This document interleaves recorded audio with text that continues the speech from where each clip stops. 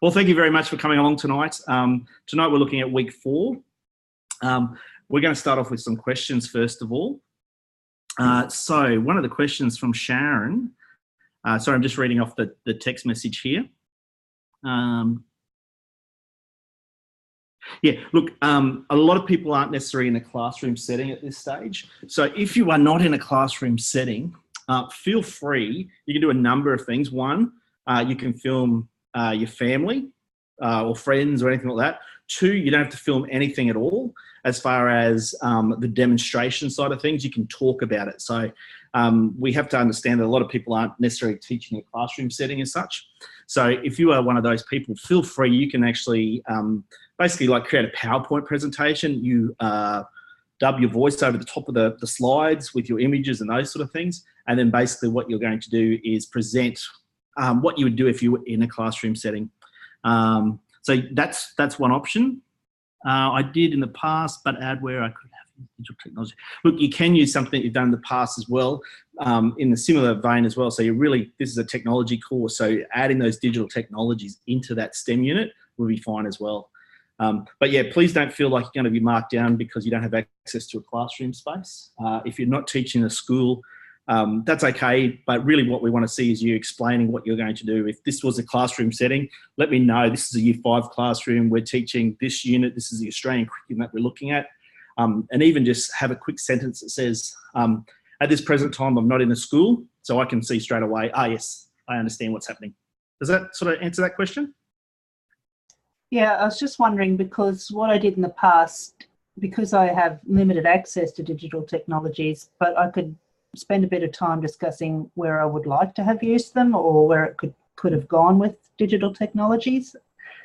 Yeah, definitely. Yeah, that'd be perfect. That's okay, not having actual evidence that I did use them.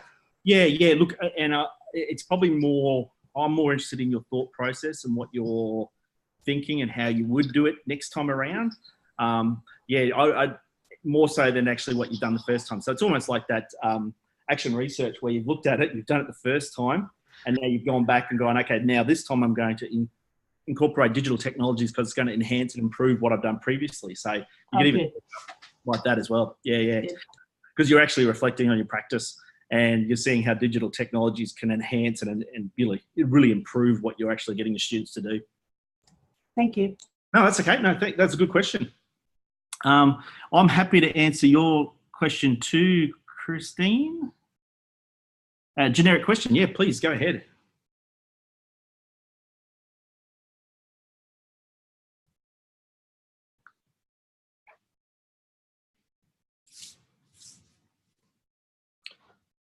So it looks like it's just Manu and myself in the room. So it'll be very interesting. Is there another theory other than action theory? Oh, well,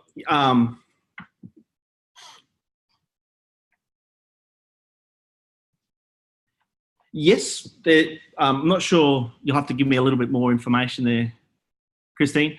So action theory is one that we're sort of focused on, and there's sort of 3. This is the 3rd iteration of action theory. So this is the gentleman that actually created the action theory. This is kind of the 3rd take on it. So it's sort of been growing over a period of time sort of thing. So each time it's been improved on and added to, I suppose. Is there another theory other than action theory, surely? Oh, yeah, definitely. Yeah, look, depending on what you're sort of trying to do, this theory out there as far as digital technologies, like I do a lot of work, which you probably heard of, like SEMAR models and TPAC. Again, this is more digital technology theory, but again, it sort of ties into a lot of this sort of action theory as well. The TPAC model and the SEMAR model is very digital tech orientated, but again, you can tie that into your STEM units as well as STEM learning. They're the ones I use quite a lot because they're quite easy to understand, but again, it's tied to more how you use digital technologies. These are the ones that I think those that have done the unit, the pre-unit, so the EUN632 or 631, you would have covered this action theory analysis a little bit in that previous one. So we're sort of trying to carry that on into this unit as well.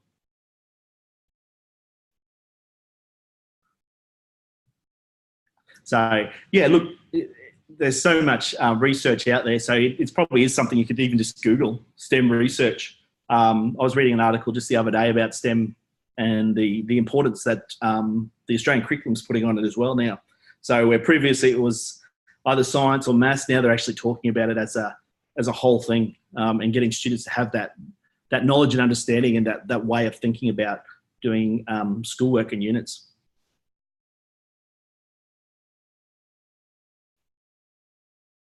So look, I'm more than happy. We can start off looking at the assessments now, and Christine, I'm happy to send you those details if you want. Feel free to send me an email, and I'm happy to share you some of those other theories that I've used in the past that I've found quite easy to use, especially in a school setting. So when you're trying to explain how you use digital technologies within the classroom setting, these are really powerful and quite easy for staff to sort of take on. The action theory analysis is probably a little bit higher order, you have to think a little bit harder. But if you break it down to this is what we as teachers do, this is what the students are doing, and it's kind of a way to sort of look at what's happening in that classroom setting, thinking about all the things that potentially could be causing issues or potentially needs to be overcome. And the nice thing about the activity theory is that it's a way of looking at, okay, this could be a problem. How do we overcome it? It's putting everything on the table so that you can see it clearly, so you're ready to go. But yeah, feel free to send me an email. I'm happy to share those other ones as well.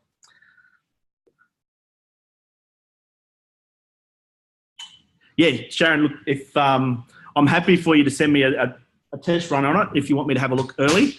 If you just want to scan that and send me an email and I can test to see if I can read it. Usually if you can read it, I'll be able to read it. Yeah. Afternoon, come on in. Yeah. We're all just squeezed around it's only a little one today. Oh, tiny one. So I got up on the big screen as well, but we're just going through the assessment right now. So look, is there any other questions? Again, feel free if you want to unmute yourself to answer, or I can read your chat messages, whichever you prefer. I'm happy to talk about assessment 1 or assessment 2, or any of those sort of things. Once everyone's happy with that, we'll move on to the week 4 overview, if you like. Any questions yourself as far as how you're traveling? Yeah, I'll just with 1, because it's 2 and 3. Can you just I was just gonna subtitle week 2. Yeah, perfect. Week 3 for each. Yeah. Look, I'd probably do the same because I'll be marking it. So it's probably do week 2 and then break it up into those 4 areas. Yeah. As far as your reporting, reasoning, relating, reconstructing in the right order. Would you prefer? Okay, I was thinking just do week 2, week 3 in 1, and then week 2, or that'd be too. Yeah, I think probably do confusing. Week 2. Yep. And then break it into those 4 areas, and then week 3 break it up into those 4 areas with underneath. You could even break it up into those subheadings. Okay. So reporting 1, reporting 2. Right. Yeah, that's fine. Yeah, I think that's probably an easier flow, and then it sort of almost packages it because that's all to do with the sail car, and this is all to do with permafrost. Yeah. No, that's probably a better way to do it. And then just I was going to snapshot that off the phone. Yeah, take a photo. Yeah, stick it as an image. Yeah, perfect. Cool. As long as I can sort of read the text, that's all I need. Yeah. The other night I did say that we'll class this as not part of your word count because it is more of an image sort of thing. So that'll save you a bit of time.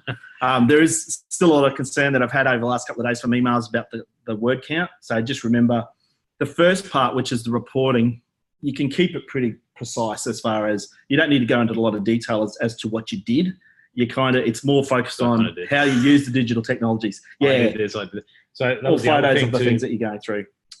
That was the other thing. First person, second person. Obviously, it's a whole reflection, right? I mean, Yeah. So just reflect on and really we're reflecting probably more on the use of digital technologies within that STEM unit sort of thing. So I know kind of what you had to do as far as making the permafrost. So you could give a little bit of detail as this is a year 5 classroom. This is how I use it in the classroom. But then this is why I use technology. This is how I use technology and those sort of things. Probably more the focus. Yeah. And just with this part here, or is it reflecting on the professional side of things? I did probably closely related to this is when I taught overseas. Yeah. But for both, it's going to be sort of more repeating itself. Yeah, look, and someone else had that question as well. So because that's the closest related. And Other than that, I don't know. Yeah, look, that's probably going to be then. You probably want to spend more time in that reasoning The than reasoning anything part, else. Yeah. So I'd just probably tie back to your, like you said, your previous experience overseas and how you would potentially, if you were doing that again, could you do some of this with digital technologies? Because you're teaching English. English, Yeah. Second language. So potentially, we did a lot of like just use of YouTube videos were restricted on even over there. yeah, like, accessing. well, social media type of thing. Like we Yeah. had to sort of draw the line between. Yeah, we'll even talk about some of that stuff. That's some of the problems you've hit while you're doing that. But then also identify, so there's some of the things you need to develop as well. So kind of talking about after doing this with permafrost, these are some of the things, me personally need to develop as well. So it is kind of relating back to your own personal experience. Yeah, I think that whole sort of draw the line policy thing, I think probably more with the sale car, because I don't know if you remember, I actually have touched upon like sort of maybe doing a private social media account and stuff like that and do that. So I guess that, and I think they're more worried about the whole the students who are nearly of age. They find it funny with having access to that sort of stuff. All male teacher and stuff. And stuff like that. I was like, I don't really care, to be honest. Settle down. Well, you can sort of bring that in as well within, like, that's a sort of cultural context, but it just sort of helps me understand. Oh yeah, okay, I understand what you're sort of explaining. I think it was more from my perspective coming from here. They didn't really care. Okay, yeah. So that was when you walked in, you were concerned. I was very cautious of that. I didn't know how sort of culturally how they would accept that kind of stuff coming from this side of the town. Yeah. But yeah, they absolutely didn't care what. So all your fears wasn't really an issue. Yeah, I was like, oh, okay, sweet. I'll roll with the punches. I just had an idea. Yeah, no, please. With that as well, could I do that with the sow cover, then the permafrost could I don't know if, because of my kids' book label, touching upon, like, it's indirect. It's not really. Everything. Most of the things are more online. The only sort of like face-to-face contact is really like conventions and stuff where I get to talk to people. Yeah. And sort of then direct them to the website and stuff. I don't know how that. It'll be all right. Yeah, because I suppose you're sort of breaking it up. Bring it in. Because you're doing that. You are talking about two separate things then. Even though you could potentially put them in one or whatever, but you could break them up like that. Yeah. I was just thought maybe add that to it and. Maybe it won't be as repetitive. Yeah. You almost broke it up into two different parts. Yeah, I do that. Yeah. Again, this is probably only a small part. So if you look at the rubric with relating, sorry guys. So if you look at on my videos, not a bit slow today. If you look at the rubric on the assessment one, you can sort of see what we're looking for as far as relating. That's worth 20%. Yep. This is kind of what we're asking. And again, it's kind of looking at your digital fluencies. Clearly insightful describes digital fluencies with clear links to literature. That's kind of what we're looking for, more so than a big explanation of what happened in your past and those sort of things. So, but does that have a tie-in? Like, do you want us to tie in a lot of the literature, or just touch base? Or look, again, the literature. Just from my understanding of a reflection piece is really about in the past. What I went through. Yeah, look, that part's probably not too much with the literature. It's probably the reasoning is going to be where the reasoning is, this is what I'm doing and this is why I'm doing it, and here's the theory to back it up. Sweet. Yeah. Right. Look, if you do have theory in there, that's fine, but really the reasoning is the part where we're pulling in the research. And you can see we've already got two there. So the who workflow and the activity theory, they're the two that we're basically getting you to write about. So there's no need to sort of reference too much. No, look, as far as I said the other day.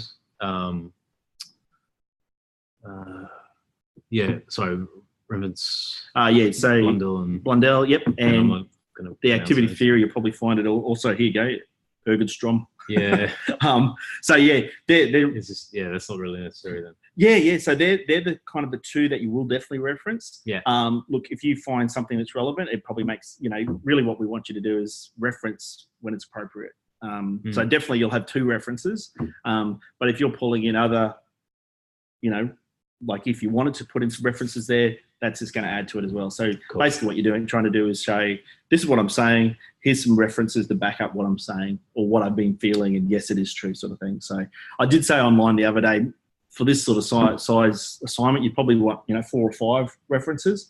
But again, at the end of the day, there's no point just putting a reference in there just because you need a reference. So that's why there's no number as far as we want this amount of references. We want the reference to be relevant. We want the reference to actually tie it in. So you could potentially have these 2 references, which will definitely be there.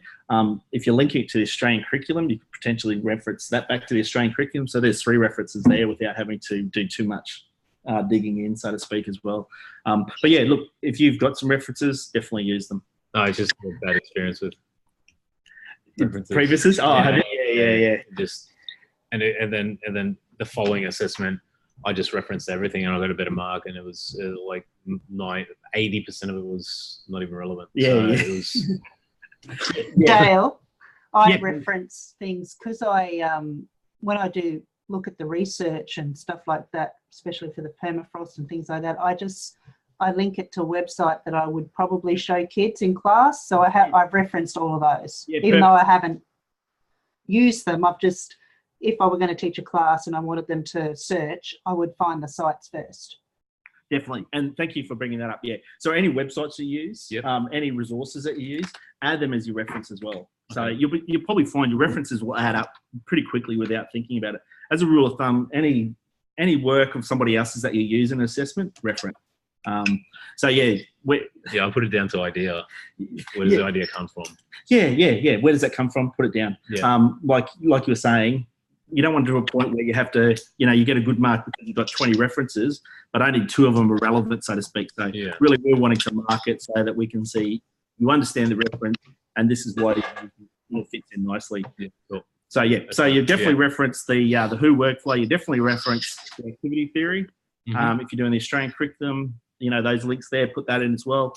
And then any resources that you use. So even just the YouTube links, that could be references. Yeah, so referencing, you mean like the bibliography? Yeah. Text, because Yeah. So your bibliography The at whole the back, model list of references. Yeah, that's fine. Yeah. Yeah. So it is more of a reflection of your practice and those sort of things. Yeah, cool. Does that make sense for everyone? Yep. Cool. Is there any other questions as far as the assignments? I know they'll come up pretty fast. Assignment 1, then followed by assignment 2. Yeah. Assignment 2 is a video, but like I've highlighted before, it doesn't have to be a video like I'm filming right now where I'm talking and you're videoing yourself. It can be like a PowerPoint that you turn into a video. So you can have a number of slides going through and then have the text and those sort of things happening, plus screen. add the video. What was it called? Screencast? Or? Yeah, you can do screencasts, Yeah. you can do a range of things like that. Yeah. So you can do screen grabs. It's totally up to you. It does need to be a video. It doesn't necessarily, so we've said upload it onto video in the assessment 2 task sheet. But if you're not comfortable putting it onto YouTube, feel free to use something like OneDrive, like the QUT, you've got access to a OneDrive account. Just make sure you share it with me and you share that the URL to the video on your task sheet that you upload. Sorry, your page that you upload to turn it in for assessment 2 need to have that link. So that's okay as well. So even though it talks about YouTube, if you are uncomfortable about using YouTube, you're welcome to use a different area as well. So, hello. Okay, so if we've got no more questions, we had a bit of a chat on Thursday with the group of us. Yeah, feel free to grab a seat.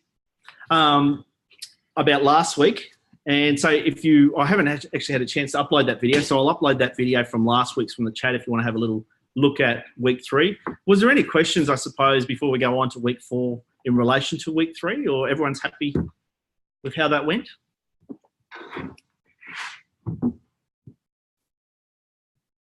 Cool. Okay, well, we might move on. This week, we are looking at, because it is only Monday today, isn't it?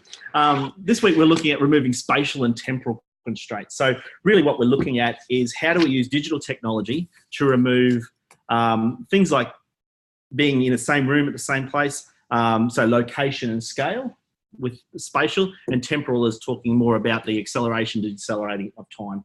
So looking at slow motion and looking at time lapse and those sort of things. So really we're looking at how we can use digital technologies to better understand, and slow things down so students can really see in depth what's going on. CGI, nice. Yeah. So look, hopefully you've had a bit of a look through here. I won't go into too much depth for this part because I know you guys can read that anyway. But really, look, there's a number of resources out there. So if we go into acquisition, hopefully you can see my screen. We've chosen Google because Google is free. So Google Earth is powerful. Most schools will have access to that. It is free to use. It does what you, in this case, if you're using Google Earth, you'll need to use Google Chrome on a computer. It doesn't always work in all the browsers, so it is a Google product. And we're going to have a look at what we can do with that. Same with Google Maps. As far as we're going to have a bit of a chat and get you guys thinking about how you could use Google Maps, Google Earth, and so forth into an educational setting. QTopo, I don't know if anyone has seen QTopo before. Again, this is a Australian government sort of website, Queensland government website, and it shows you the topography graphs and things like that. So looking at heights and so seeing, above sea level and those sort of things as well. So there's a lot of power in that, and we're going to look at, floods and things like that shortly as well. We also have things like Google Moon, Google Mars, Google Sky. So Google spends a lot of work in mapping out things. And if you've ever seen things like Google Earth, when they have the 3D views, they're actually mapping now like the Eiffel Tower and those sort of things as well. So there is kind of a lot of technology out there that Google is creating, and they're making it freely available. Yes, yeah, definitely. Google Earth has data files that can be added to enhance the data. You can get a file that pinpoints permafrost. Nice link in there, Christine. Yes.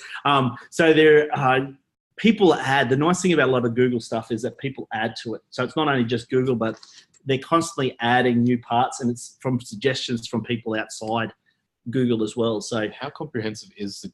I didn't even know they had Google like Moon or Mars. Yeah. No, it's my understanding is it's quite spot on as far as what they've got and how they've mapped it and those sort of things. Yeah. So it's well worth the check. Huge money to send a satellite out there. Yeah. Well, I'm not sure how they actually do it, or whether it's they just collect data and then Google Sky is very good. Yeah. Whether they're actually just grabbing data from other photos and NASA sends out and then they're putting it together. Yeah. So they're probably doing a lot of the data crunching behind it. But knowing Google, they probably are sending out their own satellite and taking photos and stuff. When you think about the revenue Google must make, I suppose, does anyone know, this is probably, this is probably a little bit off topic, but does anyone know why Apple and Google and those sort of companies, well, especially Google, have got into, they've been talking about building cars for a number of years, self-driving cars. Anyone got an idea why Google, which is basically a web service, why would Google want you to have a car? Why are they spending money on designing cars that will drive themselves? It'll give you some link to the maps, wouldn't it? A little bit, but I will tell you, I'm just having a look. No, okay. So I actually asked the Google guy, and they actually told me the real reason is because Google is all about making money. So most websites are about making money. How do you make money? Google advertises. So when I'm driving the car, I'm not reading anything. Send you to the store. Yeah. So what happens if I'm no longer driving my car? I'm not concentrating on the road. What am I doing now? I'm looking at my device. I'm going through Google. So Google's spending money on cars, data collection. They're probably doing a bit of data collection as well, Christine. Yeah.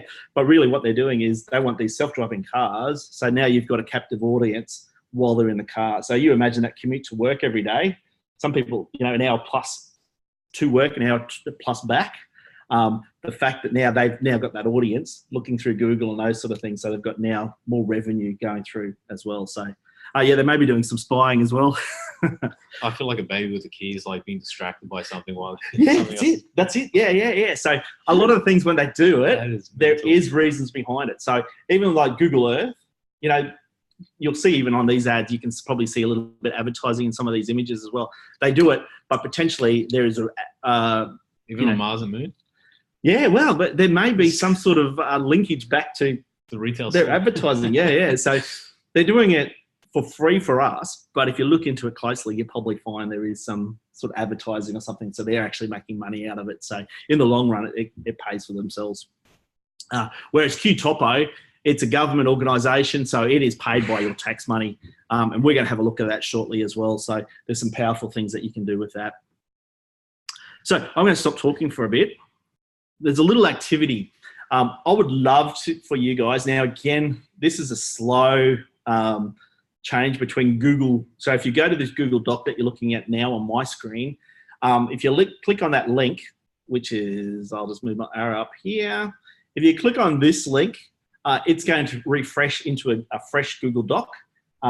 Unfortunately, with Blackboard, there's no rhyme and reason how quickly it actually refreshes. So if you don't mind now, I'd love you to jump on to this Google Doc and maybe about 5-6 minutes time, if you guys could just sit down and type down how would you use these tools for a learning experience. So Google Earth, Google Maps, QTopo, Google Moon, Google Mars, Google Sky, science, technology, maths, other learning areas. So I'd love just to get some ideas as far as this is how I'd use it in this classroom, or this is how I'd use Google Earth in a maths classroom. So maybe just 5-6 minutes, just some brainstorming. Love to see your examples. I'm just going to click on my link to open up the Google Doc, because that's going to give us a live feed of that. So for those at home, if you've got some time now, if you jump on here, Earth and Space Sciences, perfect. Yeah, I'll give you about 5-6 minutes. I'm going to stop talking and work out why my little video up here is not working. If you don't have access to a computer right now, even if you want to jot some things down, we might have a bit of a discussion if you can think of other things as well. And it's really what we want to do is have a look at your examples and then have a discussion about how we can tie these all together as well.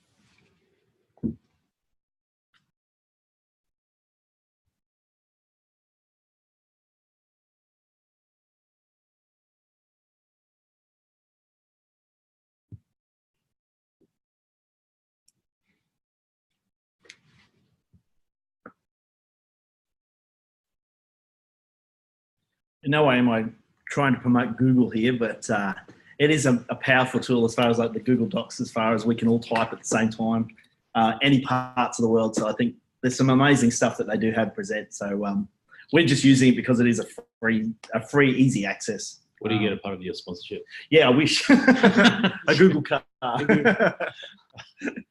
So you still lose. Yeah. It's still costing funny. Hmm. But I will show you some other websites shortly after we have a bit of a discussion on this that we haven't mentioned about here that you might find quite powerful as well. Some of you may recognise them. These are great so far, guys. Excellent work. I think what is interesting, during my marketing masters as a group assignment, we had to choose a topic based on a brand or a company. And so we had first toyed with Google and knowledge management, and that was Big. mind-blowing. Yeah. It was. I recommend it. Start. It's interesting going through the steps and the processes, how logistically it would work, and why it's important, and how I think people are just completely unaware that it is a massive amount of work to be able to control and manage knowledge on and what goes on there, and stuff like that. Huge. We ended up going Airbnb, but I wouldn't even think. I wouldn't even know where to start. Like looking at that sort of stuff because they have so much access to knowledge. Like Airbnb, or those startups, you can almost see. Oh yeah, that makes sense where they start and how they grew. But Google's kind of it's yeah. Actually, you could almost relate Airbnb to Google. So Google Maps, you can sort of, or even QTopper, you can sort of map the migration of people. Human movement. Essentially. Yeah, as far as like where they're accessing and those sort of things. Yeah, so where they're going. Because Google do give you a lot of access to their data as well, don't they? Yeah, they do have access. Yeah. So it's that, and I think Airbnb was big enough. Yeah. They were pretty good about it, but they're very open. Oh, really? Yeah, they're pretty cool about it. It was. You must get to a point where if you're really small, they won't share information in because they're trying to get the ground. Yeah, but once you get to a certain point, you're untouchable almost, aren't you? They can share stuff because they know people aren't going to be able to rival their company, I suppose. No, and I think it was more to do with it was just timing. Airbnb, and it was based on Amsterdam, so Airbnb in Amsterdam. They had just signed an agreement with the council that they were free to sort of, it was completely open, where other countries or other cities were a bit sensitive on. Yeah, keeping it that. Yeah, Airbnb, and they said, well, no, it actually promotes our outer neighbourhoods for tourism. Yep, it had no effect on hotels. Hotels. It's opening up more to suburbs and so local businesses. So the taxes, there was a lot of tax breaks and stuff for people. And for Airbnb. So because otherwise you have to stay in the city and then drive out. So you're still shopping and stuff in the cities. Whereas if you're staying in the suburbs or wherever that is, you're actually using the local resources. And they help promote in local areas. Yeah, that's clever. Smart. Yeah, Dutch. I love sort of getting to understand the background of why companies start and those sort of stuff, or anything really. The reasons behind it. Like I love that story about Google as far as why would they get into cars? It's so much money. They don't even do anything with cars, but when you hear about it's actually because it means that people won't be driving and concentrating. They'll be accessing their phones and reading stuff. You go, that makes sense. But you get to the real nitty gritty of why they're doing it. Kind of like Elon Musk. Why would you start SpaceX from Tesla? Yeah. What's the connection? Yeah. It's technology and advancement. One funds the other. Then when you break off and separate the two, and it's giving him a lot of publicity too, as far as getting his name out there, as far as innovation. And I think it's given a kick up the butt to NASA, who have just recently announced their 2024 mission to the moon to stay. To stay. Oh. So I haven't heard that one yet. You got 2024 to the moon, 2021 to Mars, SpaceX, supposedly. So plus you got some of those other countries too starting to, like China and stuff, are starting to look into that sort of area as well, aren't they? Like space. They are. Space missions and stuff. It's a race, essentially. Yeah. So who gets there first? It'll happen. I hope so. Waiting for it. Hey guys, some great ideas here on the Google Doc. And really what we're trying to do here too is it's an open Google Doc, so you guys can share that with yourselves. Share it with your colleagues at school if you want to as well. Some really good examples. So feel free to keep typing. I'm just going to read them out and have a look. So Google Earth, as far as in your science, Earth and space science, climate change, time lapse, season comparison, global warming, change in layers of the atmosphere, definitely. Yeah, look, Google Earth has a lot of depth as well, as far as when you look at the oceans, you can see the depth and those sort of things as well. So looking at ocean currents and a range of things. So definitely science, Google Earth, free, it's powerful. You can do a lot with it. Kids instantly jump on board. First thing they do, especially in the primary school, they'll probably look for their house or look for their grandparents' house. So sometimes you're best to go, okay, we're going to have 10 minutes on Google Earth. You guys can have free time to search and play. And then after 10 minutes, you get it out of their system, then you're right to sort of move into, okay, now this is what we're going to be doing, this activity. So sometimes those sort of things, you might be better off just, instead of trying to stop them constantly, saying you've got 10 minutes to explore and play, and then we're going to pull you back. So then they can find their grandparents' house, their backyard, their friend's house, and those sort of things. School. The school, the best surf waves, you name it, they'll do it. Technology, identifying factors impacting needs, wants, limits of individuals, mostly desert, etc. Yeah, perfect. Yep, technology, research, images and presentations, data collected to Earth's atmosphere over time. Look, I'm working with our Year 5 teachers at my school, and we're looking at energy poverty and looking at solar energy and how you can support those third world countries. So actually looking at Google Earth and saying, look, this is where it is. You can see it's actually a very hot climate. They have a lot of sun, so therefore solar energy makes sense. So looking at that energy poverty is something that ties in nicely there. That's a nice link there. Mass size comparisons, perimeter, calculated distance traveled. Yes, I'm going to show you another, I will show you a website very shortly that fits into that nicely as well. And geography, specific places, e.g. looking at where capital cities are, countries, land formations. Definitely, yeah, geography, having that understanding of where those countries are in comparison to each other and seeing it as a globe instead of just a flat piece of paper on the wall has a lot of power as well. So I often, as a kid, used to struggle about flying. You think you'd have to fly this way, but if you fly, over the equator, or if you fly over Antarctica or those sort of things, that distances shrink. But when you look at it on a flat map, it's a little bit hard to visualize. But when you've got a sphere, you can actually see it. And Google Earth gives you that option as well. So you can sort of move it around and see, okay, here's the flight path. Yeah, I've got a question when it comes to tech. But so, yeah, you have a question? Yeah. Oh, but in relation to technology. So Google Maps, Year 6 geography, changes in effect of the Earth's surfaces. Yeah, very similar again. So this one is technology, creating a scale model in Minecraft of a local environment, directions, comparisons, distance data. Yeah, great. Minecraft is still very popular in that middle school age, grade 5, 4 to 8, 9.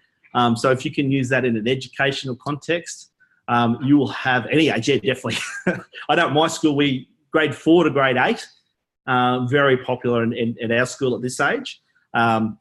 Some parents, unfortunately, and some teachers will see that as just a game, but to be able to incorporate it as a learning tool, there's a lot of power in there because you've got the students already on board and it's just getting them to, change focus a little bit to what you want them to cover. And before you know it, they're learning without actually knowing it. It's in many ways, it's called gamification. So it's gamification of their education. So you're turning their education into a game where they're learning at the same time.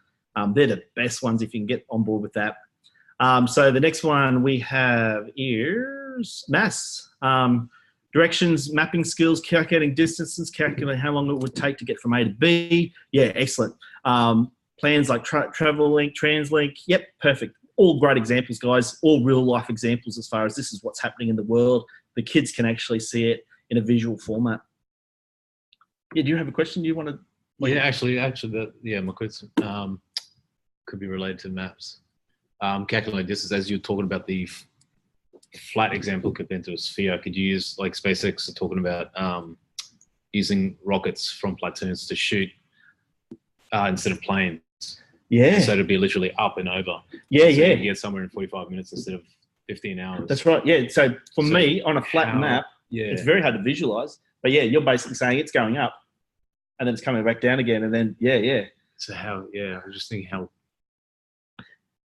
Well, yeah, see, you could potentially use Google Maps. I wouldn't be surprised if something comes out online showing you that. Soon, Yeah. Look, I've got a student, I've got a high needs student in grade 8.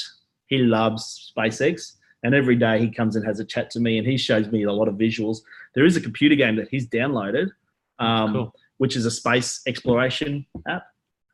It's amazing as far as teaching them about, how much rocket fuel they need. And they don't take people, they take these little minion sort of type people, and they fly up. So again, that sort of gamification. It's not school related. It's just because he's so passionate about space travel, he's just jumped on board. But I wouldn't be surprised if there's not something out that visualizes the tracking of the, like I know you can follow SpaceX as it takes We off. don't have holograms, do we? Not yet. Oh yeah. Any Just day the now. whole, the whole Marvel thing, how the applications to that. Oh yeah. If you had a hologram of the Earth and then you had it shooting out, You could code something in it and how good would that be? Oh. Yeah. It won't be long. You guys, when you're out teaching, you could be out there by then. create something. The Q topo, looking at elevation of areas related to habitat, environment, conditions, niches. Yeah, perfect. Again, creating a scale model of local environment, researching images and data. Elevation, sea level comparisons, Pythagoras theorems, distance from peak to base, history, English, geography. Yeah, great examples, guys. Q topo, if you've had a look at it, it is a little bit more complex as far as what you're seeing. But once you get into it, you could really focus on certain things. So like I'll just jump into the Q topo now. So this is sort of where my school is in here. And again, a little bit hard to see on the map, but you can see this is a freely accessible.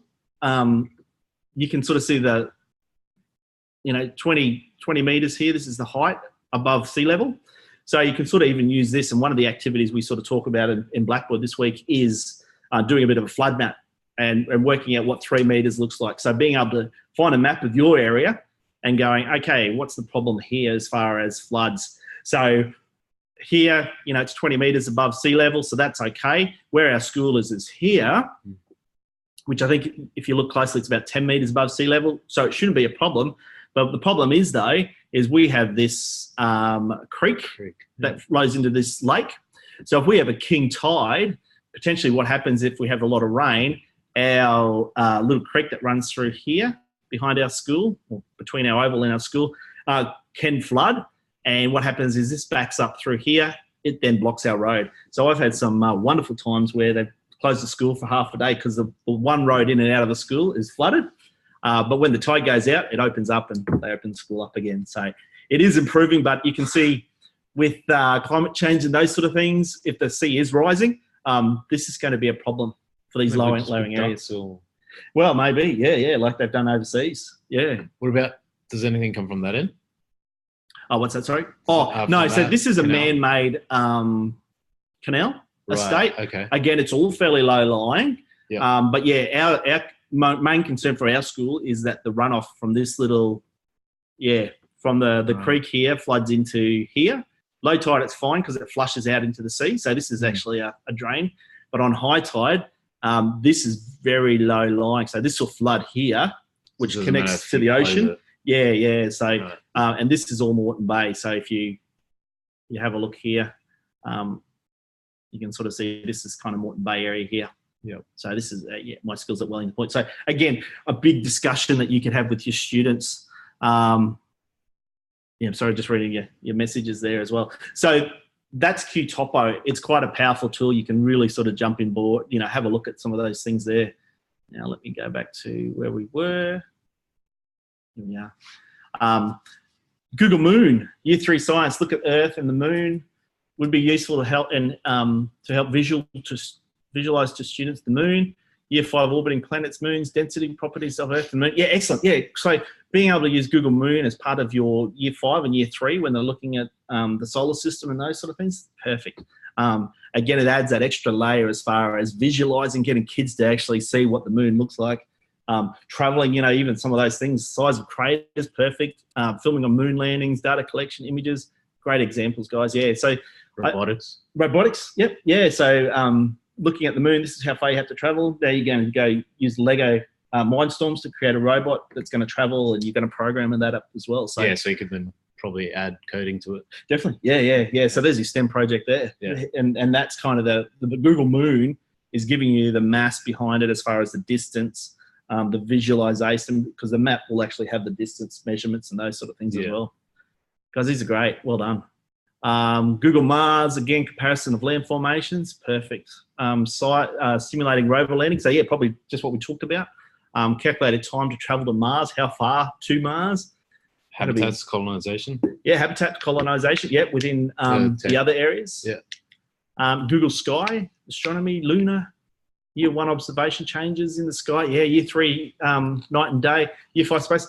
Well done. You know your Australian curriculum very well to be able to label them off like that for each of the year levels. I'm impressed. Simulating black holes, stars collapsing, calculating distance between stars. Year 10 physics looked at, yeah, perfect. Yep, art, drawing, multimedia of cosmos. Guys, these are great. Yeah, look, and really, these are tools that are freely available and they are getting better and better. So they're not going away, they're getting more powerful, the visualization sort of thing. So it's really up to your imagination how you can import, use these in your classroom setting.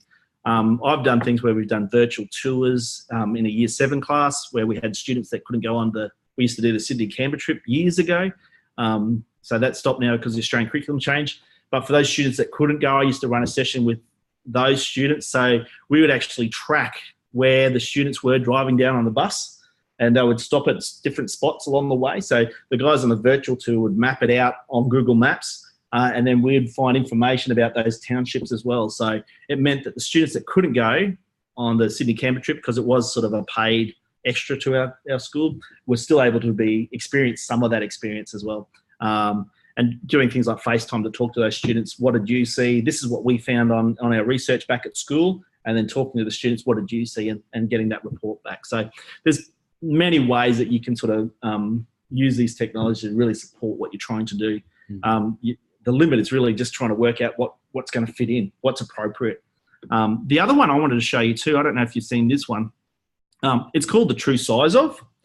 And what it does, again, this is really good for maths.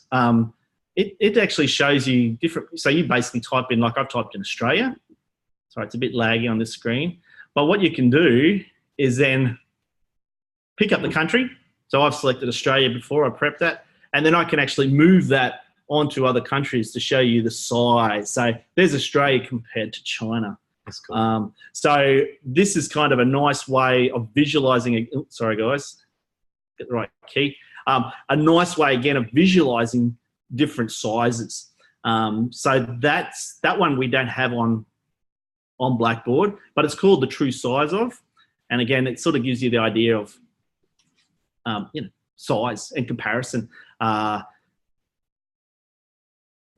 Click. Yeah, you look at Australia, it's just crazy how big it is, sort of thing. So, you often think about when you look at a globe and those sort of things, it's because it's tucked by itself, you don't recognise the size of Australia. So that's another one that's worth looking at. You should do one where it says where you can actually live in Australia.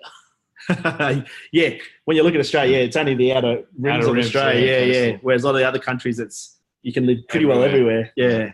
Again, really powerful. Okay, I've jumped back onto Blackboard. Like I said, here is our Google Doc on Blackboard. It will probably populate maybe in 5 minutes, maybe in 2 days' time. Unfortunately, we don't know the time period that it will go into Blackboard from Google, but that Google Doc is available. If you click on that link there, you can see all those examples. That should probably hopefully pop up in the next day or two with all our examples. What I will do is move on. Some of the other things that you may have seen. Yeah, just refresh. Thank you. Good advice. I may do that as well. I'm just going to refresh my page. Sorry, I've got to move a few things around with the Zoom. Yeah, well done. Thank you. Yep. So there it is there. It has refreshed nicely. Thanks for that advice. So the other couple of other things here, have a look at these videos. I won't play them now because it'll be horribly laggy on the screen. Free Rivers app presentation. So again, this is augmentation. When we had the Brisbane floods a number of years ago, one app that I used with the grade 5 students at my school, the Brisbane floods maybe 6-7 years ago now. 2011, yeah. 2011 was it? Yeah. So Queensland Library actually created an augmented reality app, and what it was, you could download it for free, and you had to then print off some paper documents. I don't know if anyone saw that. But the way it worked was that you would hold up a piece of paper and then, put the piece of paper on the desk, which might say Brisbane. And then what you do is hold this virtual reality app from the Queensland Library over the top of it. And you could then use a scroll bar to see the floods. So it would show you the 1974 floods, and then it would show you the 2011 floods and where that was. It will also show you the normal standard as well. So you could sort of zoom in and see what it looked like, and then zoom in on the streets. So that was really powerful, and that was something that was created a number of years ago. Probably very similar to this one here, which is Free Rivers, which is still available. I don't think the Queensland Library one is still available. I don't know if you've seen this. This is crazy as far as how this works. It's basically a projector above the students. And it's a sand pit, basically. And depending on the depth of the sand, how much you dig out will work out whether it's water. So you see the blue here, it's obviously been dug out, so it recognises that it's lower than the other part, so it's actually painted a blue. And again, as you go higher, it changes the colour. But you can see very quickly, kids can actually move sand around. Sandbox is so much fun. It is so much fun as well, yeah. But you can move things around and create rivers and those sort of things. So this is technology that's out there now. If you go, in the Nobel in Oslo. Oslo? In the Nobel Peace Centre.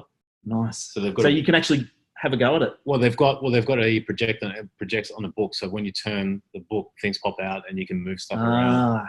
Yep. But when you then step away, when you move your hands away from it, it turns off, and it's just blank pages.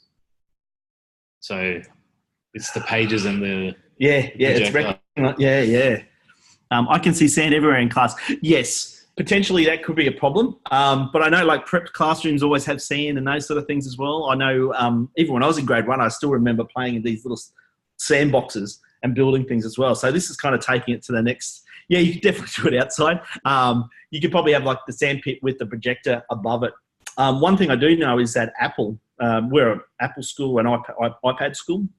And really what Apple's doing right now, they're spending a lot of money on augmented reality. So the iPads, the next big thing for them is going to be augmented reality. So being able to sort of three-dimensionalize things and make that visualize more for students, and holding your iPad up to see, you're kind of in the space, but at the same time seeing other things come to life is where, is going to happen in the next year or so. So keep an eye out for that. So augmented reality is, hands-on, but at the same time adding extra parts to it. So that sandbox is probably a good example of what that looks like.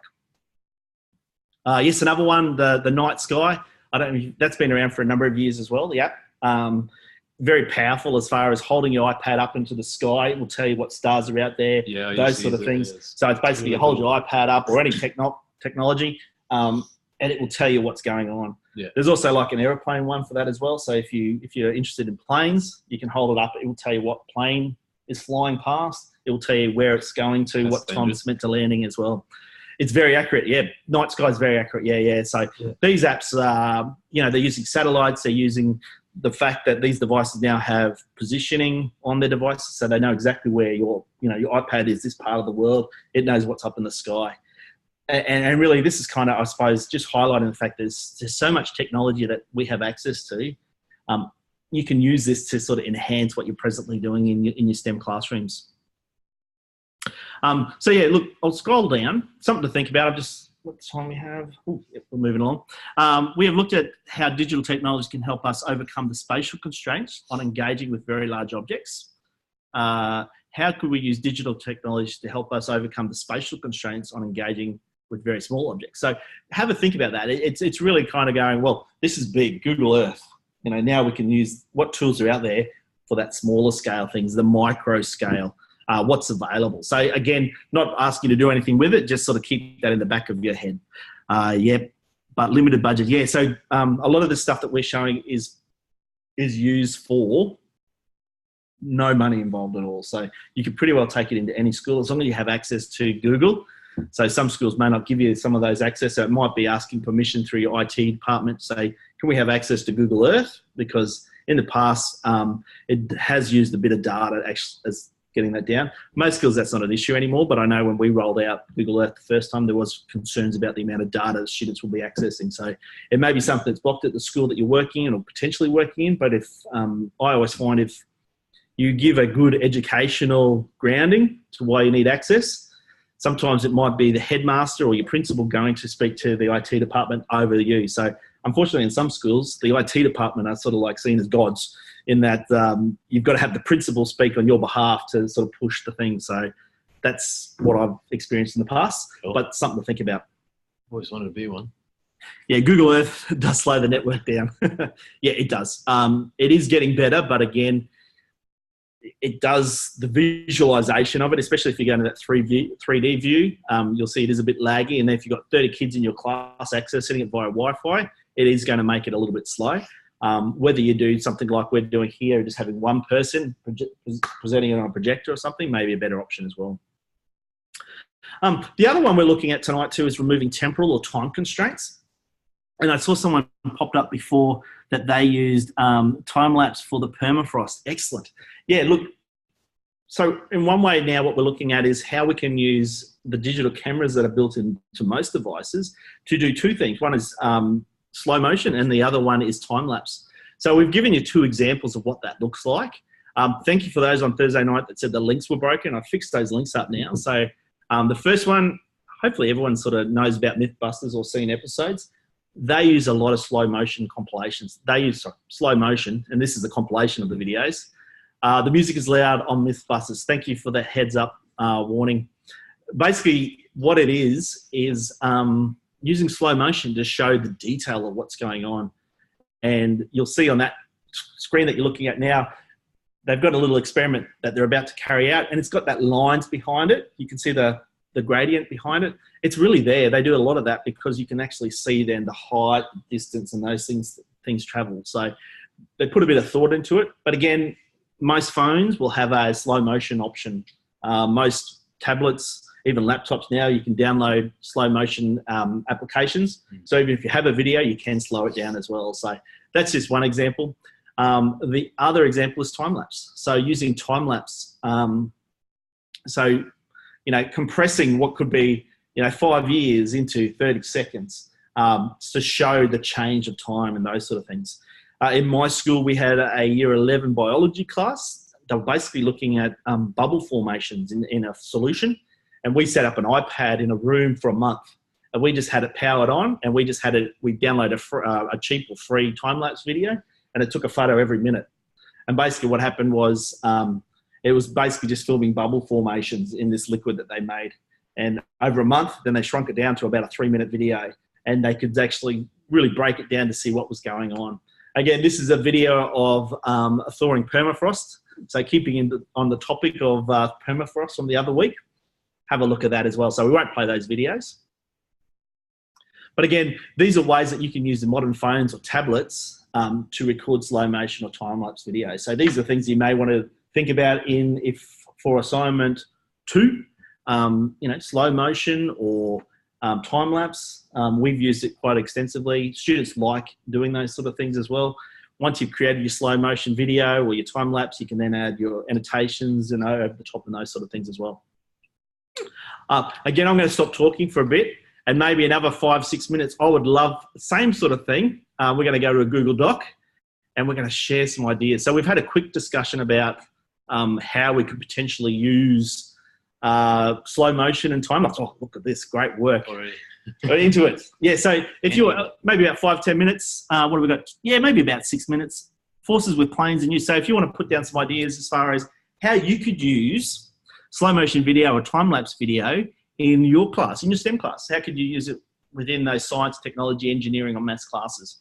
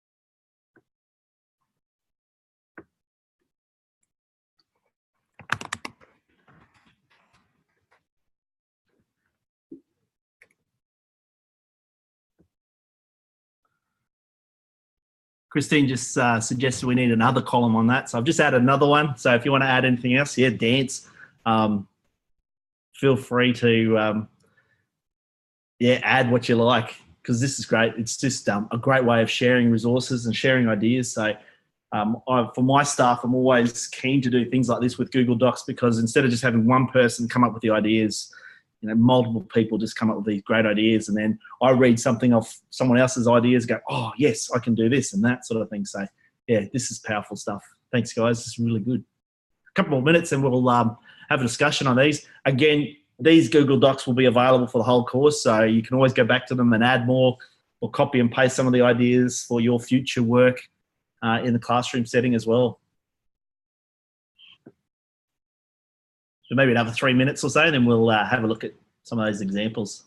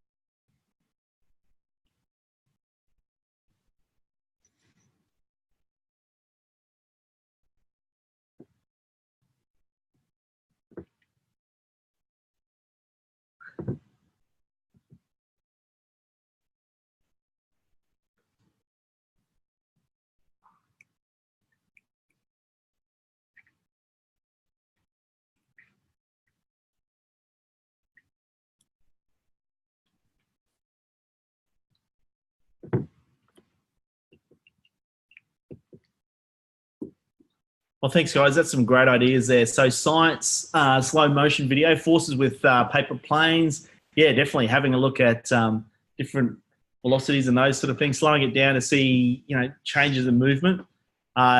Great egg drop, giant egg drop. Yeah, we'll have a look at that actually as the next task we're going to look at. Movement of animals, scientific facts which have different stages and processes. Water cycles, lifespan of a frog, tritation experiment. I wanted the lifespan of a frog, whether that's more time lapse, because the slow motion slowing things down, whereas I'm not sure if that one would be better in the time lapse, because you're actually speeding it up. So you're seeing it go from tadpole to a frog in a shorter period of time. So slow-mo video, egg drop recording. Yeah, definitely. Recording movement of, animation, smashing Lego like Lego Masters. Yeah, excellent. Design analysis. Yeah, that's it. So with that slow motion, being able to see what broke first, what we need to work on further, and so forth. Mass, chance, and data spins. That's interesting. I like that. Dice rolls, directions moving from one spot to another on a grid map. Yeah, perfect. And other in slow motion, dance, athletics, sports performance, skill development, breakdown of techniques. Yep.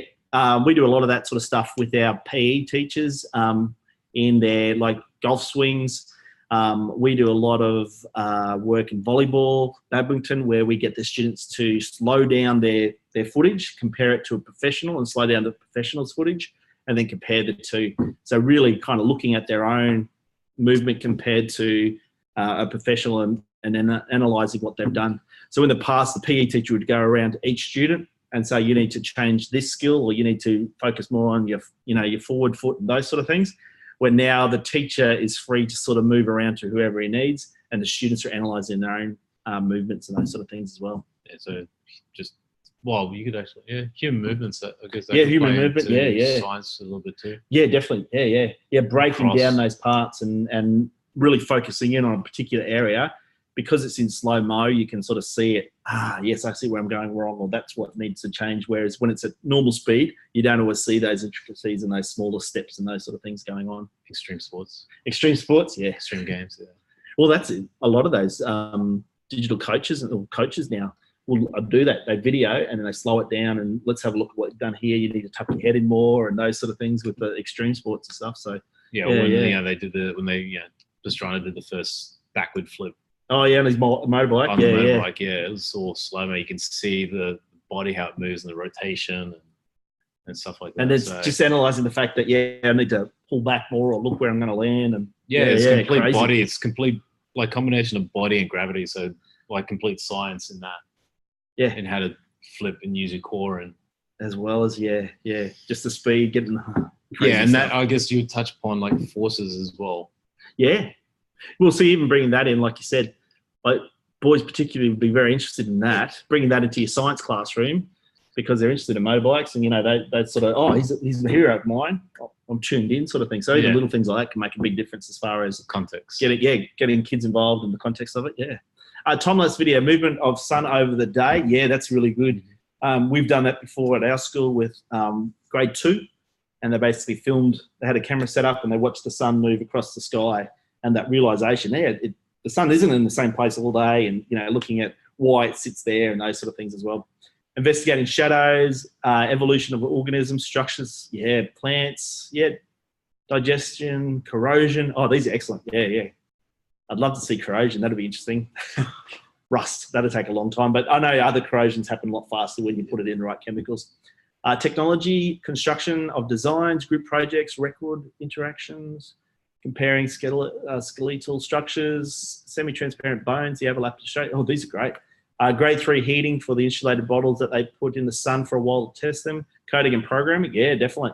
We're about to go into a big building project, so I believe one of our year levels is going to set up a camera too to film that as it goes over a period of time. So again, they're going to leave the camera there for 6 months, but then you've got that evidence of what's going on and how long it takes, and they can look back at it as well. A huge hard drive. Yeah. Well, a lot of the time lapse software, it'll do like you can choose like 10 every hour every day. Yeah. So you pick it up, so it's more of a photo. Yeah. And then what it will do is once you've done that, it just animates it basically. As long as you don't move the camera, it's almost like a stop motion animation. Yeah, cool. Yeah. So it's not a full filming video for the whole lot. It's just photo. So you pick sort of the during time. The school day. Yeah. So that's what we've done with the bubble. So a lot of the software, again, you can download free or very cheap, and it does all the work for you. Not like the old days when you'd have to snippet things out or stand there and take a photo. Engineering, construction and deconstruction, reverse engineering, pulling apart a laptop. Much fun there. Experiments, e.g. concrete. Yeah, perfect. We had students in year 5 at our school. Sorry, I like to tell stories, just to give you experience as well. We had our year 5 students pull apart VCRs and do that the other day. The number of students in year 5 that didn't know what a VCR was and what they did. And then the first time they took them out, a number of students hold up the tape and said, I can't see any photos on there. I can't see any pictures. So going through that explanation that it's, magnetism and those sort of things as well. So it opens up a lot of other conversations. Time-lapse videos, maths, surveying people, montage as evidence it's not made up. Time, hours, days, weeks, months. Yeah, perfect. Yeah. You can actually see the change in seasons if you were shooting long enough. Recording time of digestion, breakdown of different substances. Yeah, fats, carbs. Yeah, definitely. Like even just the, the change in seasons, filming a tree. If you've got trees that are, that will change with the seasons, you can see the colour changes as well. Not necessarily something you see much in Queensland, but we do have trees that will actually sort of show you the different stages in their life cycle, I suppose, too. Geography, changes to landscapes, health, changes to food, growing healthy food, home economics, classroom dynamics and observation, visual arts, painting. Guys, excellent. Yeah, visual arts and painting, to actually see someone paint a picture and see the steps that they've taken, that creativity as they go through. Yeah, great. Look, guys, they're excellent examples. Again, this Google Doc's available for you to share with anyone at your school if that be. Take some ideas. Thank you for sharing with each other. I'm going to refresh that again. Oh, no, I'm just going to move this down so we can see some of those. Now, this week, there's the first one. This week, we've got 2 sort of little projects for you guys to do. So the first one, and some of you have probably already started looking at this one, is the giant egg drop. So we sort of mentioned that just before. And what we're going to get you to do, sorry, not the giant egg drop. We're going to do the other one first. Let me just tidy up this. The first thing we're going to do is actually modelling flooding due to sea level change. So for this week, we've got 2 activities that we're going to get you to put into this collaboration zone. Now, So week 4, we're basically getting you to do 2 things. One is to select a Queensland town or city that is close to the coast. So very similar to what I did previously when I went to the Q Topo. From there, you're going to do a bit of research about that place and look up some predicted sea level changes by the year 2100. So there should be enough evidence there to show you that, within the year 2100, sea levels will rise to a certain amount. And then it's a matter of you working back to say, okay, if it's going to be 3 metres or 10 metres above sea level, then what we're going to get you to do is go into your Q Topo map. Let me just open up. So let's say I'm chose Wellington Point. What I'm going to do is take a screenshot or a screen grab or download that part of that map. Then I'm going to use another app to sort of colour that in. So, and what I want you to do is colour in where the water would be. So if, let's say I did the research and it says by the year 2100, the sea levels are going to rise 10 metres. What I am then going to do is look at my map and work out where my 10 metre mark is from looking at here. You may know other maps. I know Redland City Council, where I live, actually has flood maps available, and it will sort of stimulate some of that as well. So feel free to use that. And then all you're going to do is use an annotation app or editing app or Paint or anything like that. You're just going to colour in where that flood water. So in the year 2100, let's say the sea level is going to rise 10 metres. So I'm going to basically colour in all of this area on this side here, blue or green or whatever you like. And then again, here's that little curved area here. So this is all going to be inundated with water. So this will potentially be underwater by the year 2100. And again, it's kind of just getting you to think about how you can use digital technology within a classroom setting. So you're not only accessing a website, but then you're turning that into an image, and then you're using the technology to colour that in. And really, it's a visualisation of what potentially could happen through looking at data, through looking at the research that other people have done. So looking at the data to say it's going to rise this high, and then looking at these Q Topo maps. So that's the first activity. Does that sort of make sense for everyone? Yeah. So that's, look, it doesn't have to be, you don't have to spend a lot of time on it. It doesn't have to be perfect. You can, if you want, zoom right in. If you live close to the water, you might even want to do something a little bit closer to your home or something. It's totally up to you. Or find a map that's a little bit easier to see, or is going to be a flood area. But again, so you can zoom right in and just do that little area there. It's kind of just getting proof of concept, getting you to play around with the technology and thinking about how you could use that in the classroom setting. So really looking at those storm surges, but more so looking at those rising sea levels. So that's the first task. So again, that's a little bit of homework. Please, again, add that into week 4 as one little task. Again, this is an open forum that people in our course can look at and see. I've seen some great things here. I was just chatting to our Chris Blundell, who is the coordinator. He's blown away with some of these examples that you guys have done. He previously taught at the school I work at. He was the earth science teacher. And yeah, he just loved, we're just having a good chat now about the amount of work you guys have done as far as what you've presented and what you've gone through to make this happen. He was impressed. So even these ideas, great.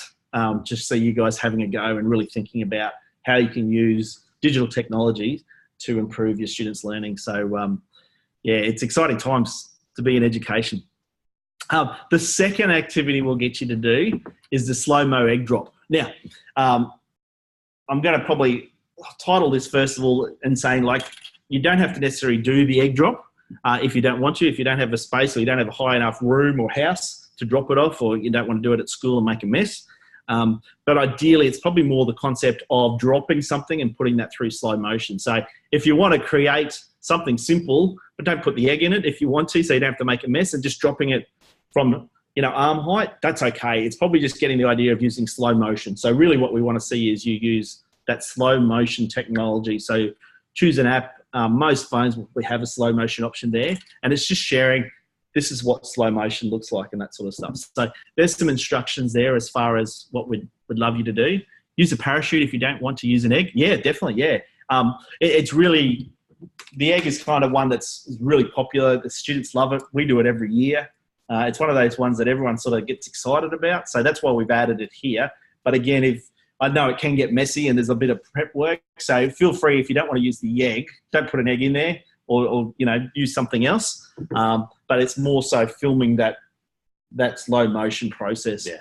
Again, if you could add that into week 4 to share and showcase some of the ideas, and add your video. So again, you can upload that to YouTube, or you can put a link into your OneDrive site, those sort of things as well.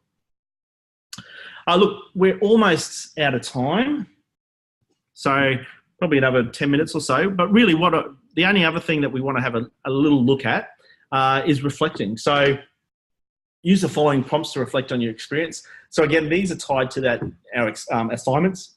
And really what we want you to do is thinking about how the digital technology can be used within those STEM classroom spaces. STEM learning, that's eSTEM, eSTEM, whatever you want to call it, iSTEM, the different names, but really it's a way of thinking. It's breaking down the idea that maths is this subject, science is this subject, technology is a completely separate subject as well. It's really tying all these subjects together because they all work, they all interrelate. A lot of the things that I see with some of my students is that they don't necessarily always see the connections between the different subjects. So STEM is really powerful in that it's breaking down those things that what you do in maths, you can do in science. The knowledge that you pick up in your maths classroom can be used in the technology classroom. They're not separate entities. And digital technology is one of those things that will really sort of marry well and bond them together. Technology will actually help to make a lot of these things become a reality. Yeah, sorry. I was just thinking, like, isn't it the power of something like STEM is that it's not obvious, it goes seamlessly. Yeah. It's for me, STEM. Or is there still a need to separate? No, well, I suppose or to say to the student that that's related to maths or that's related to science. Well, you may need to for students to sort of see the connections, but I think title drop. Maths. And reality too. Like as a teacher, you'll probably have, even though we're covering multiple topics, you'll always have some sort of, like, I suppose my specialty in this would be technology. So my background is more technology than anything else. So when we talk about STEAM, I bring technology to the classroom. When Chris talks about STEAM, he talks from the science side of it because he's the earth science teacher. So we come with our own specialty, but Chris at the same time loves technology. I love science. I love engineering. So we come with our preferences, I suppose. But really, I think for me, and this is probably more my thoughts, some schools are actually talking about having a STEM unit or a STEM class. And I see it as more as it is an integrating tool, that STEM isn't necessarily a separate subject in many ways, but it is tying together your maths, your science, your technology, your engineering. So it is, challenge-based learning, what we talked about integrated learning last week, that it is what we're doing in the classroom. It is all tied, it's all interrelated. Students can see that maths fits in with science, it fits in with engineering. What you learn in the engineering classroom, works in the classroom in the technology, when you're dealing with technology and those sort of things. So it is kind of getting students to think in that frame of mind more than I'm doing maths now, turn my maths brain on. That's still the feeling I get. It's still referred to as a separate subject, or should it really be referred to as a method rather than a subject? Yeah, well, see that, and for me, that's how I'm sort of, I suppose, promoting it at my school, because I see it more as a way of thinking. It is. Yeah. We want our students to think more than say class. Yeah, you're going to maths class, and then after period 2, I'm going to my STEM class. Ideally, it's weird. In some ways in middle, senior school, high school, you do have those subject areas. But primary school especially, you can really sort of make that integrated as part of, this is what we're doing. So it's a sort of a train of thought that I'm sort of trying to promote at my school, because for me it makes sense. But again, other schools will have a very separate approach to that as well, because like I said, most people have some sort of expertise, and the STEM will often end up being in the science area, so in our, the science faculty, when reality is it should be across multiple faculties, because you're pulling in those expertise. So there's a lot of work to be done around that. But for me, I think there's a lot of power in that students understanding that what we do in maths can be used in science, English, so then could the next technology. step be you would have a STEM maths, a STEM science, a STEM, an overarching element per subject to then try and... Yeah, see, even like the way that the present format of schooling probably needs to, the way that our schools are still set up is kind of made around that traditional, everyone follows the same format. So you have the job so that we're preparing you for work in the real world. Reality is now the jobs that we're sort of preparing our kids for may not exist when they finish. There may be completely different jobs, and businesses now are asking for those, they call them soft skills, but they're not soft skills, the creative, the critical thinking, the collaboration, the communication, the problem-solving skills, all those sort of things are what we need our students to understand. So I'm just seeing if someone's typing. So yeah, look, I suppose for me, STEM has a lot of power, and that's kind of more, I suppose, just talking personally about how I sort of envisage STEM and how it fits. Again, my background's technology, so it's kind of, I always see technology as a way of making things happen in the classroom, being able to support our teachers to do cool things with our students. I got into technology when I first started teaching because I saw a computer in the back of the classroom and all the kids wanted to use it. And I thought, man, what a great way to engage our students. So I sort of became passionate about technology because I could see the engagement that our students would be wanting to use. And I still see that today. So the stuff that is coming out is a great, these tools are great for engaging our students and taking them places that you couldn't do by just me being at the front of the classroom talking. Yeah. So look, guys, the only other thing which I haven't mentioned the last times, we do like a bit of a feedback each week. I noticed a number of you have been able to have a go at it. Look, it's a couple of questions, and it's kind of just to help us move from week to week, make changes. So this course will be run again next semester. So we just want to make sure that we're on the right track as far as supporting students. So that's available for you guys.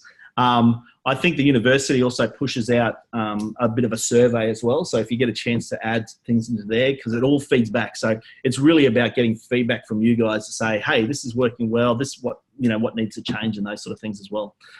So that's the only other thing. We have probably 10, 15 minutes, probably 10 minutes because I'll need to pack up so that this room can be available before 5. Do we have any other questions or anything else before we wrap up for the afternoon? Feel free to unmic if you like or chat. Yes, an assignment question. Yeah, please. Christine, yeah, ask away.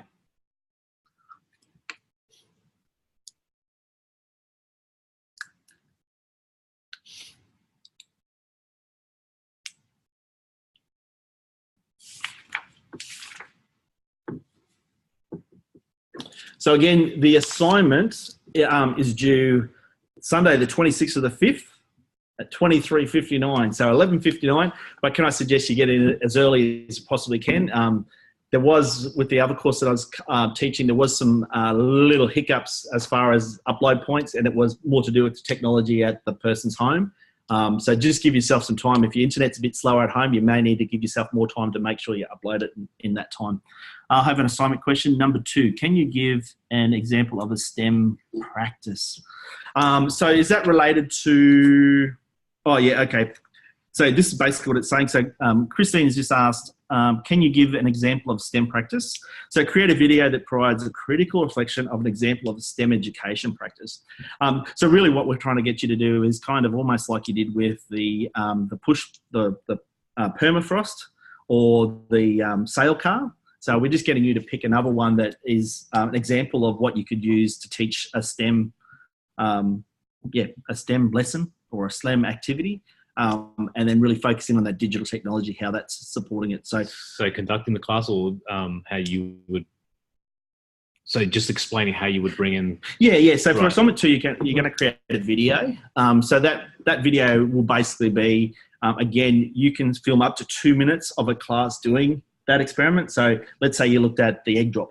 So you could potentially talk about, in the year 5 classroom, we did the egg drop. So then you could have some footage of the students doing an egg drop or just one student, maximum of 2 minutes of those videos, don't forget. Then you could then focus in on the digital technology, answer those 4, relating and those sort of things. So that's how it's tied in. So it's really focused in on a particular lesson or a particular topic that you're going to teach.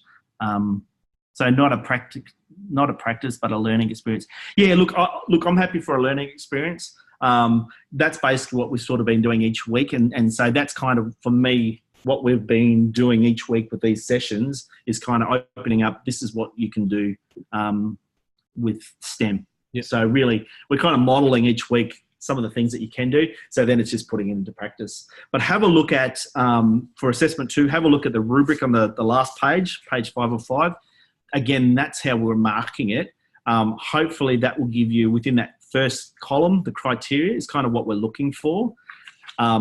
And on page 2, what you need to do, it really breaks it down.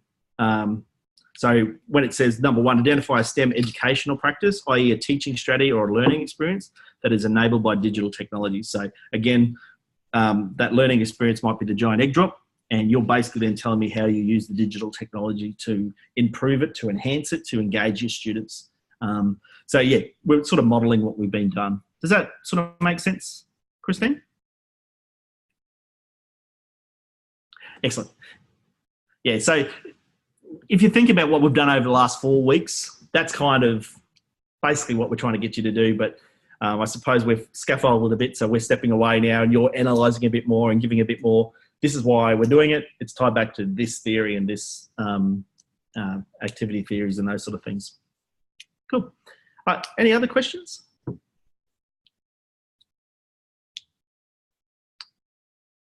Great. Well, look, we might finish it there.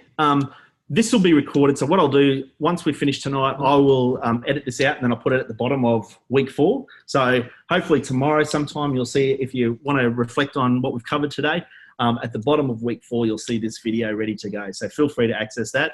For those people that weren't able to make it today, it's available here as well. So don't forget, Sunday your assignments are due for number 1, and then we'll have their last face-to-face next Monday as well. So same time. We'll probably start 3:15, 3:30 again, probably much the same as what we did today. And then we'll go from there. Cool. Well, again, guys, thank you very much for your time and your attention.